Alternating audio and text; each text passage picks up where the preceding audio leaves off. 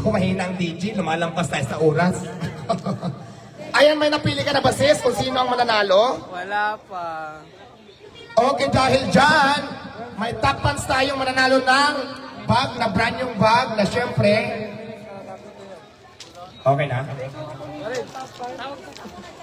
Wait lang. Kailangan may share badge din tayo.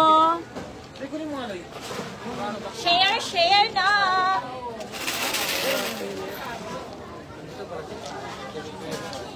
Share nyo na guys. Kailangan meron din tayong share badge.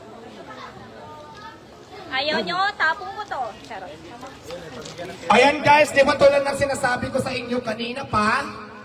Kaya ako nandito sa Quezon City branch dahil nag-meeting kami ng mga franchising. At gusto ko lang din i-announce, sabihin sa inyo, na nag-franchise po ngayon mismo at nagbigay na ng bayad at hawak ko na ngayon. Si Eater's Grill, ayan. At saka i-announce na namin kung saan lugar sila kumuha ng tatayuan, syempre ng Diwata Paris Overload. Kasama kami si Madam. Siya na mismo ang magsasabi kung saan lugar sila. Alam ko kasi mayroon siya sa Baguio, mayroon siya sa Bulacan, at La Trinidad Benguet. Ulitin natin para at least malaman nyo kung anong exact lugar ng kinuha na franchising ni Madam para doon na lang kayo mismo pumunta. At guys, hawak na po namin yung